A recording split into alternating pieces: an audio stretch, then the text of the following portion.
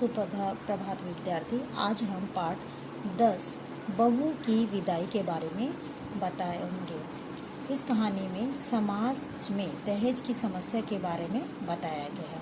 यहाँ पे देखिए परिचय भी दिया गया है, कौन कौन यहाँ पे मतलब इसमें भाग लिया है वो बताया गया है।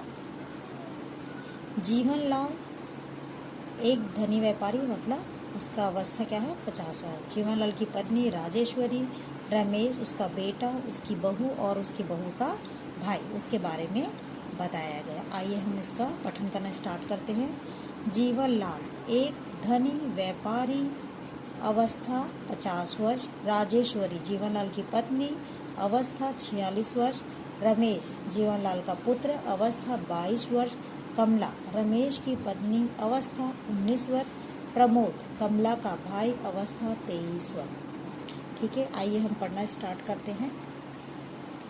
कमरा आधुनिक ढंग से सजा है। सामने की ओर बाएं कोने से रेडियो और दाएं कोने से पुस्तकों का रैक है। कमरे के बीच में सोफा सेट है। छोटी गोल मेज पर सुंदर फूलदान रखा है। देखिए आपको दिख रहा होगा, यहाँ पे सोफा दिख रहा है, खिड़की दिख रहे हैं। सोफा देखिए कितना सुंदर है। यहाँ पे एक मेज दिख रहा है। ठीक है, कमरे में 2 द्वार है, 2 रास्ते हैं कमरे पे। सामने वाला द्वार अंदर जाने के लिए है और बाईं ओर का द्वार बाहरी बरामदे में खुलता है। दोनों पर पर्दे पड़े हैं। दाईं ओर खिड़की है जो खुली हुई है। पर्दा उठने पर जीवनलाल के समीप खड़े हुए दिखाई पड़ते हैं। वे बाहर की ओर देख रहे हैं। भरे चेहरे पर बड़ी बड़ी मूछें हैं। सिर गंजा है। धोती कुर्ता पहने हैं। मुख पर गंभीरता और समृद्धि के चिन्ह है। देखिए ये है जो कौन है, जीवनलाल। ठीक है,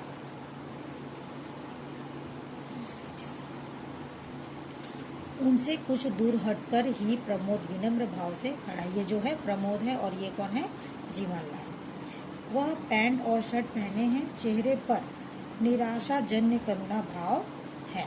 ठीक है, ये दुखी है और ये जो है बहुत अच्छे से मतलब है। ठीक है, नेक्स्ट पेज में देखते हैं। प्रमोद आगे बढ़कर धीमे स्वर में, क्या निर्णय लिया आपने? जीवनलाल विदा नहीं होगी। जो उसकी बहू वो है, वो प्रमोद जो है विदाई करने आता है और उसने बोलता है विदा नहीं होगी। प्रमोद लेकिन जरा सोचिए तो, यदि आपने विदा नहीं किया तो बहन की क्या दशा होगी? ठीक है, क्या दशा होगी? उसके बाद जीवनलाल, मैंने उसकी दशा का ठेका नहीं लिया। प्रमोद हर लड़की पहला सावन अपनी सगी सहेलियों के साथ हंस खेलकर बिताने का सपना देखती है।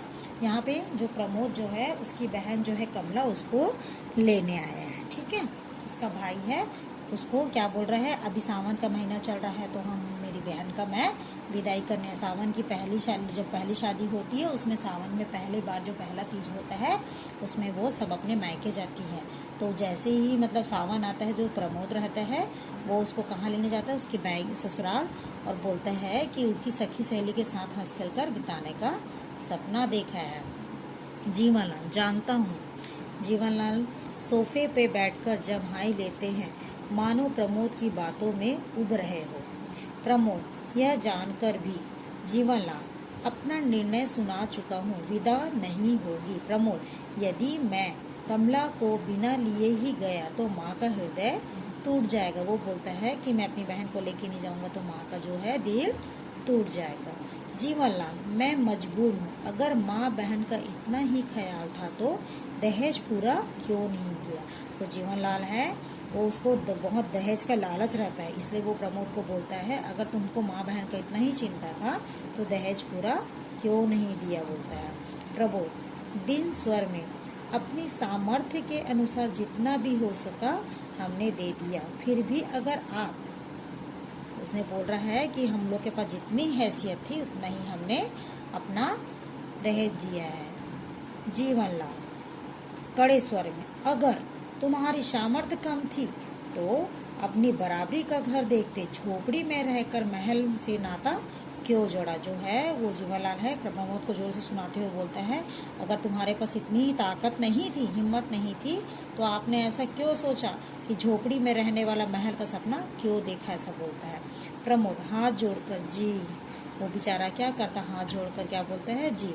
जीवालाल उठकर आवेश से हटते हुए टहलते हुए, देना तो दूर बारात की खातिर भी ठीक से नहीं की, मेरे नाम पर जो धब्बा लगा, मेरी शान को जो ठेस पहुंची, भरी बिरादरी में जो हंसी हुई, उस करारी चोट का घाव आज भी हरा है।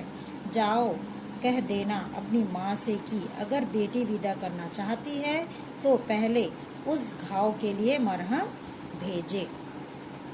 जीवनलाल जो है प्रमोद को बोलता है, अगर आपकी बेटी का विदाई करना चाहते हो तो सबसे पहले दहेज दो, तब आपकी बेटी का विदाई होगा। प्रमोद जी, इस समय तो आप विदा कर दें, हम गौने में आपकी हर मांग पूरी करने की चेष्टा करेंगे, ठीक है। जीवनलाल मैंने दुनिया देखी है प्रमोद, ये बाल धूप में सफेद नहीं हुए हैं। वो बोलता है जीवनलाल, मैंने दुनिया देखी है प्रमोद, ये बाल धूप में सफेद नहीं हुए हैं। और तुम, तेजी स्वर से बोलते, वो एकदम जोर से चिल्ला बोले, कल के छोकरे मुझे बेवकूफ बनाना चाहते। प्रमोद यह आप क्या कह रहे हैं, वो दुखी होकर बोलता है, ये क्या कह रहे हैं आप। जीवनलाल ठीक कह रहा हूँ, मेरा फैसला आखिरी है, विदा तभी होगी जब 50,000 नगद दायां हाथ फैलाकर इस हाथ पर रख दोगे।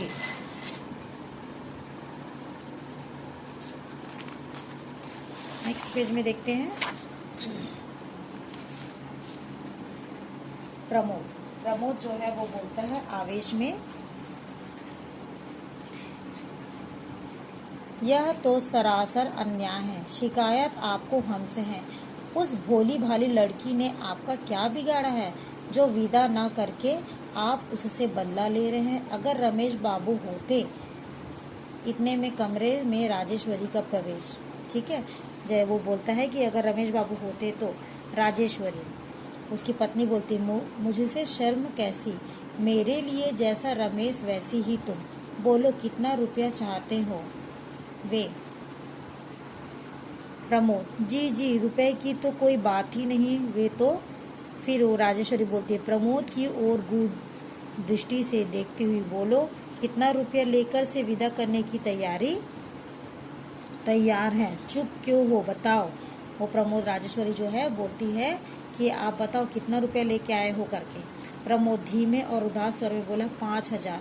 राजेश्वरी बस मैं देती हूँ तुम्हें रुपए, उनके मुंह पर मारकर कहना कि यह ले लो कागज के रंग बिरंगे टुकड़े, जिन्हें तुम्हें आदमी से ज्यादा प्यार करते हो। उठकर सामने वाले द्वार की ओर बढ़ती हुई, मैं अभी लाती हूँ। वो जो है राजेश्वरी की, जो राजेश्वरी रहती है, वो पीछे के दरवाजे से जाके प्रमोद को ऐसा बोलती, लो 5,000 लो और तुम उसके मुंह में मारो, बोल रही है। प्रमोद ठहरिए माँ जी। राजेश्वरी रुक जाती है और मुड़कर प्रमोद की ओर देखती है। प्रमोद मुझे रुपए नहीं चाहिए, मैं बिना विदा करा ही जा रहा हूँ। कमला उसी प्रकार मूर्तिवत बैठी है। राजेश्वरी लौटती हुई, यह क्या कह रहे हो बेटा, मेरे रहते विदा न हो, यह कभी नहीं हो सकता। मैं माँ हूँ, माँ के दिल को समझती हूँ।